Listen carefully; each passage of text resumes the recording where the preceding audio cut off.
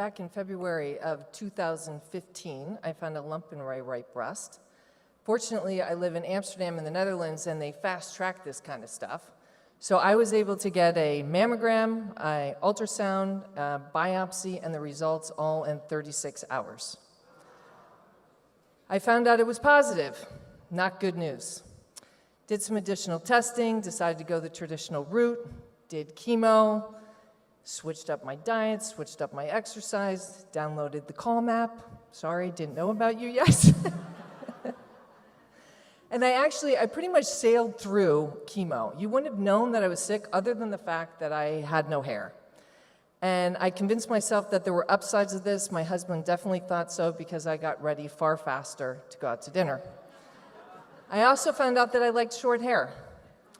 I had a mastectomy in August of 2015. And my oncologist said, "You can't get any better than this. There's no cancer in the breast tissue. Go live your life. It's never coming back."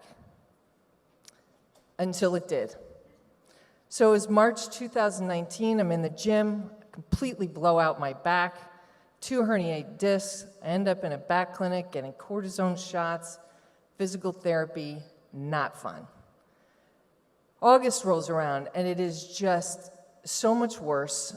I'm in major pain all the time, sort of hallucinating how I could possibly jump out of my body to get out of the pain. I'm on heavy drugs, and my doctor's like, we're going to do another MRI here. So he does the MRI, he calls me, and he said, "We found spots on your pelvis."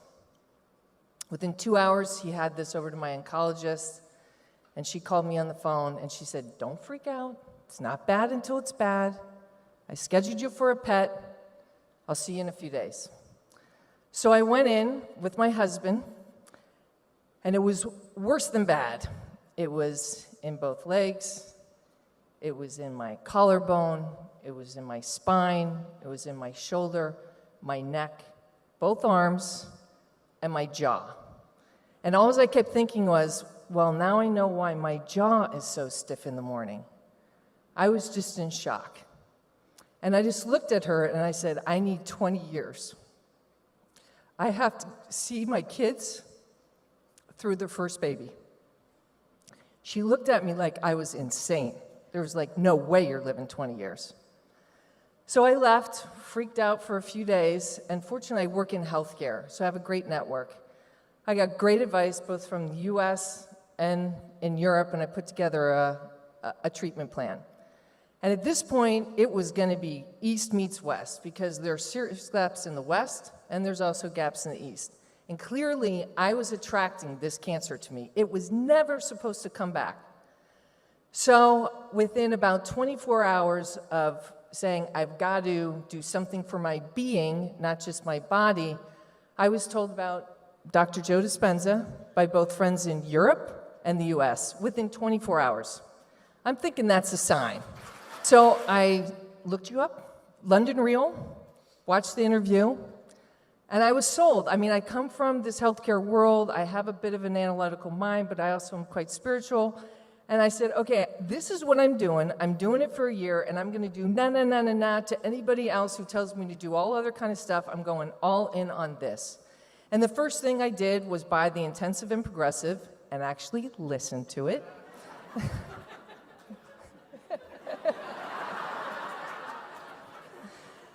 And I realized I had to change my personality. I was addicted to stress. I was balls to the walls, work, home, you name it. It was just a million miles an hour, and everything had to be just right. And I had to change that.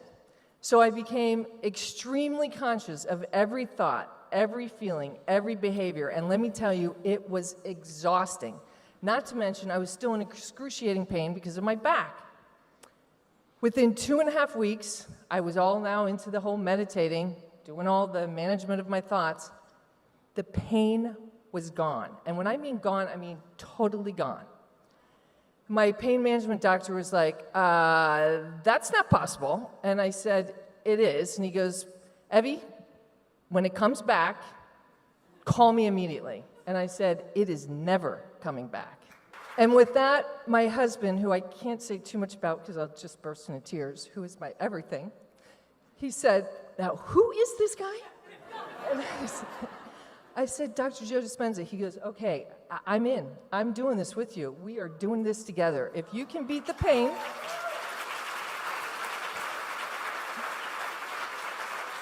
you can beat cancer." So we jumped in. November rolls around. Have my first scan. My oncologist is so excited, she hardly even says hello to me. She said, "Oh my gosh, the tumors are less, and actually your bone is rebuilding." And I'm like, this shit works.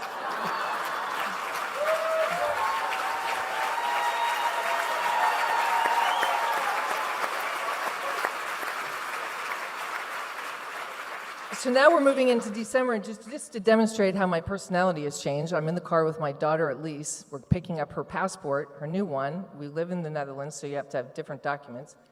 I really needed it that day, and not only did I find out in the car that she had forgotten to order the passport, but she didn't have the right documents to actually order it that day. Now, typically, this would have elicited, "Are you flipping kidding me with that?" And I just looked at her, totally chill, and I said, "Okay, let's figure it out when we get to the city hall." Was able to work something out.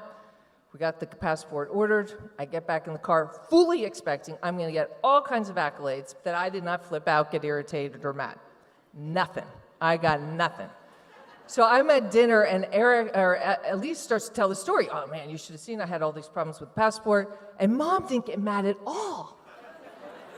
And she said, "I got 4 words. I love Joe Dispenza."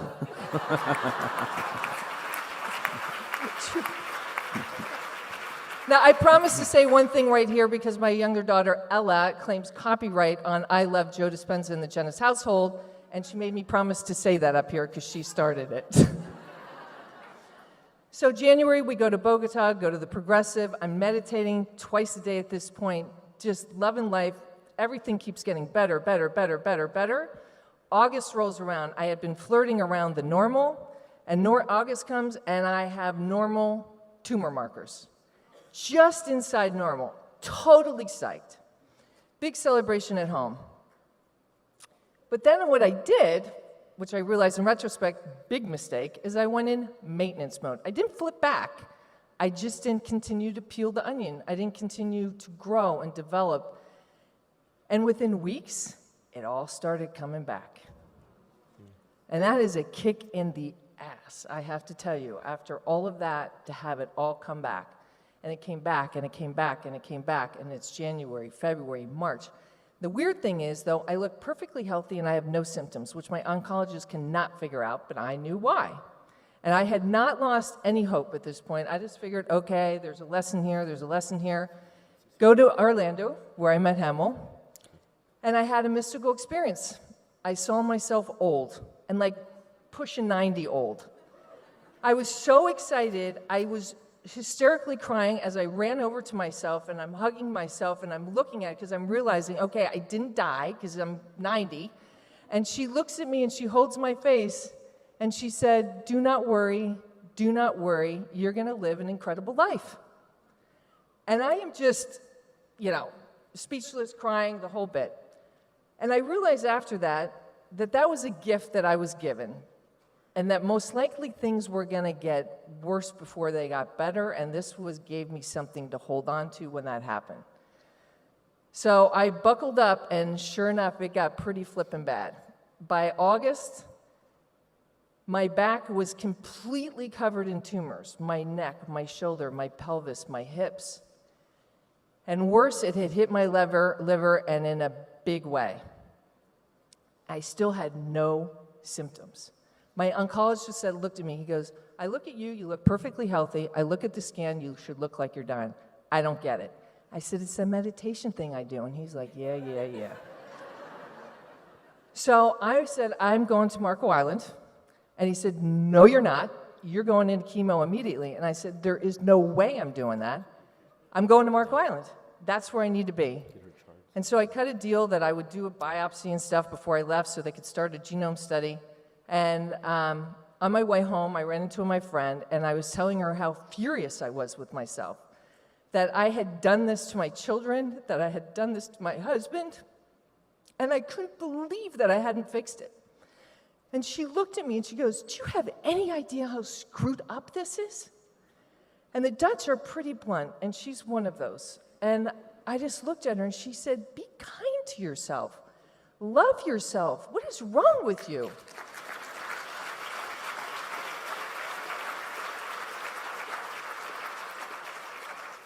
And it was an aha moment. I thought, oh, geez, maybe that's one of the blockers here. So I got to really work on that. And with hours of getting home, something happened with the liver biopsy, and I just went from a rock, from neck to ankle. I couldn't move, crazy pain, the whole bit. And Eric's looking at me. He's like, it's T-minus 36 to lift off here to Marco Island. There's no way you were getting on that plane. And I said, if I have to crawl onto that plane, I am getting on that plane. So being this wonderful man that he was, he organized everything, and that's saying quite a lot because I don't travel light. He also organized, he couldn't get me a business class seat, so he talked to the purser that I could have 3 chairs so that I could lay down because I couldn't sit. I got to Marco Island several days early. And so I just spent my days out in the ocean, just keep telling myself, be kind to yourself, forgive yourself, it's not your fault. I love you, Evie Genis, I love you, Evie Genis, which is not so easy to say, I gotta tell you. So I just kept going on and on and on, had conversations with my daughters about my guilt about it, and it slowly went away. I had coherence healings that week, which were amazing. And by the time I left, I had no pain, walked out and carried my own luggage. I got back. The numbers had improved, so they said, okay, you know what, we're going to go for a clinical trial now, since your numbers are improved, about 10, 15%. And so I go through all this testing and so forth, and then all of a sudden, it all came back, all the pain, all the everything. Fast forward to November, I fell off a cliff, 25 pounds lighter, crazy pain, morphine patches, sleeping constantly, getting tested every week, blood, and God knows what else all for this trial. And at that moment, I really was the first time I've kind of flirted with, I could just let go. I could just leave, and it'll be easier on my kids and my husband not to have them watch me linger. Or I could try one more time, but I didn't really know where that energy was going to come from. And just then I got a text from a really good friend of mine. She said, "My friend, you are in a dark place." And I was like, no shit. And she said, "You need to go to the light. You also need to stop thinking you're responsible for your healing. You're not. They are. You also have to stop doubting that you can heal. You never did, and now you do. And finally, I know this is the hardest one for you because you are one control freak. You got to surrender. You got to give it to them. God, the universe, angels, guides, whatever you want to say." And that was what gave me the energy to try one more time. So I spent hours in the jacuzzi. That was the one place where it was a little bit less painful, and there was little cracks of light that came through. Then one night, I stayed up all night, that magical between the 1 and 4 o'clock in the morning, and listening to music that my wonderful husband had made for me on these occasions, and was practicing all the meditation techniques that I had learned from Dr. Joe, and all of a sudden, I got hit by a tsunami. I mean, so far, I threw halfway onto the floor. I looked over to Eric like, what the hell just hit the house? And I see him, and he's like, and in an instant, it was euphoric, as you mentioned the other day. Zero pain. I'm laughing. I'm crying. I was like, holy hell, I did it. I did it. I made the break. I actually did it. I was so excited. Within a few hours, I was going to have a blood test. I walked in. I'm on no drugs at this point. I look like hell. 25% better.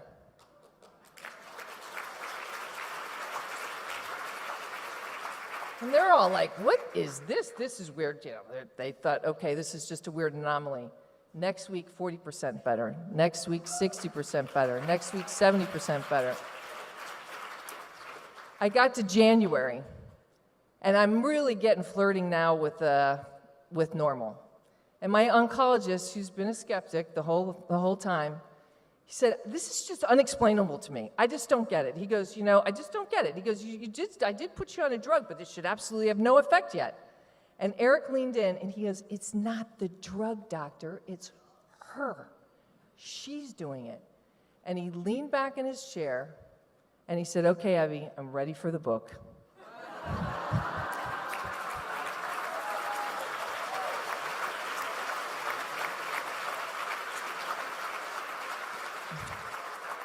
So I gave him the Breaking the Habit of Being You, because I feel like that would be the one that would capture him. And I told him there was going to have to be leaps of faith. There was an older book, et cetera, et cetera.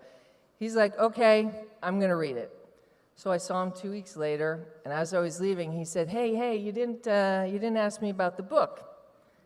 And I said, "What do you think?" And he said, "I love the book." He said, "If you see Dr. Joe, tell him he was very smart that he put the science in the beginning, because that got me in." He said, "I liked it so much that I bought 2 copies and gave it to 2 other oncologists." So where does it stand today? Now we're 3 months later, and I am way deep into normal. My scans are super. I feel like $1,000,000. Even my natrium and magnesium were normal. I had them run a full panel the last time. Every single tiny thing you can measure is normal. And as a celebration, we decided we're going to take a family trip. And my 3 girls, 17, 21, and 22, said, "Mom, we want to go to a week-long."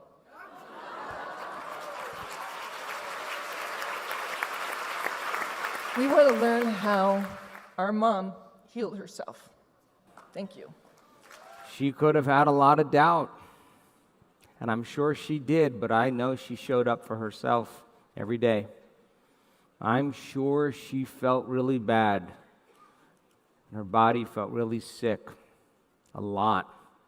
And she could have succumbed to her body, but she worked on being greater than her body. I'm sure she had some fear when she thought about leaving this place and her family and what the doctors told her and what she knows about cancer, and I'm sure she had some fear. But I'm also sure she showed up in spite of it, and she overcame it a little bit more. I mean, you got to think about this. I keep asking the scientists the same question I'm asking you. Where is that coming from? What is causing that? I mean, it was only one arousal, one connection, one brainstorm, one union, one awakening, one moment of contact for wholeness to be displaced throughout her entire body. And her body progressed after that event. After that one event that had such an arousal, that arousal was greater than the emotion that created the condition in the first place. The body literally was dragged out of the past. She's my hero. If I had a choice, that's not a Hollywood version. That's the real life version. That's the real life version right there. You're not seeing that dramatized in some movie. You're seeing the example right in front of you, the example of truth, the 4-minute mile.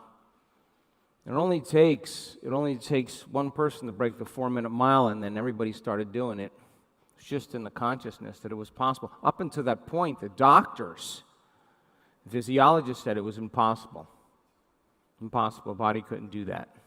If you asked her if all of that was worth it, she would tell you every single one of those meditations that I showed up for were a step closer to that moment. And just when I was at the end of my belief, I figured, what the hell, I'll go one more time. I can't tell you how many times I've heard that come out of people's mouths. Just ready to quit. I thought I was doing it all wrong. And I just thought about all those times I showed up and I just said, I gotta go again.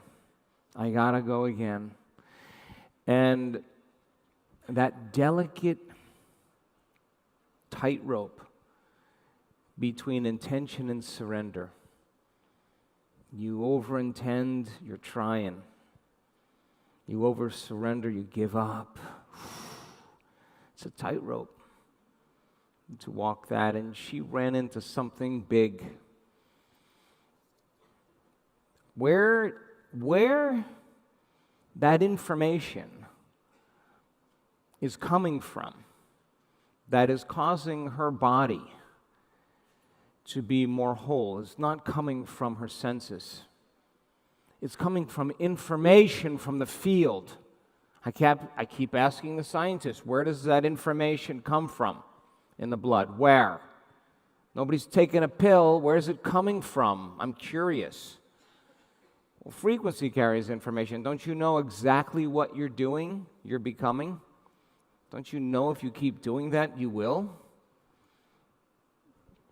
We have such compelling evidence to show us that we are greater than we think, more powerful than we know, more unlimited than we could ever dream. The evidence is in the science. The mathematical probability of people reaching that brain state is supposed to be a random event that lasts for a millisecond, and our community is jamming in that frequency range. We have such great evidence in testimony, in stories where people have overcome a lot of odds. They're heroes. And evidence is the loudest voice, especially in this day and in this age. And the program says that you need something outside of you to make whatever it is that's ailing you go away inside of you. That's the program. That's the moment I wrote Placebo, I was so mad at myself. I realized how programmed I really was.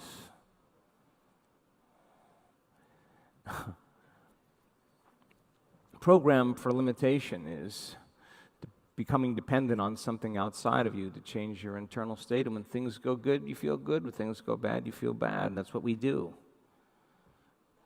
We have no power over our thoughts and feelings when we live that way. So, programming you for the unknown, programming you for a greater level of consciousness is you just becoming aware of it. And she just kept remembering that future, and she just went one more time. And that contact, that interaction with oneness or wholeness is an awakening. And of course, the side effect of that is she knows. The instant that happens, she's laughing, and she knows. It was all worth it. It was all worth it. Every step she took. I've seen people fall to their knees in the walking meditation in absolute bliss, trying their best to try to put into words, seeing their life from a greater level of consciousness and knowing who they were. And looking back at all of those times they showed up, and they realized that it was every one of those tough moments, the ones where they stuck it out, that's what that future self fell in love with. And it was that future self calling the past self to it in a state of love. There's a future you that already exists that is more mystical, more in love with life, more unlimited, more grateful, more magical, more aware, and it's you. You just got to become aware of you until you become it. And that's exactly what she did. That one moment of contact, I'm certain there's factors in the blood that just are intolerant to cancer. There's keys that fit into locks that shut things off in a matter of seconds. And when a testimony like that comes up, and I mean, that was a battle. It was a battle to really stop the program of a cancer expression. It's a battle. She just knew that she couldn't do it. She figured it out. She had to surrender and connect, let go. She sat up all night. She sat up all night. And the divine just snuck up on her when she least expected it. But she sat up all night. Ask her if it was worth it.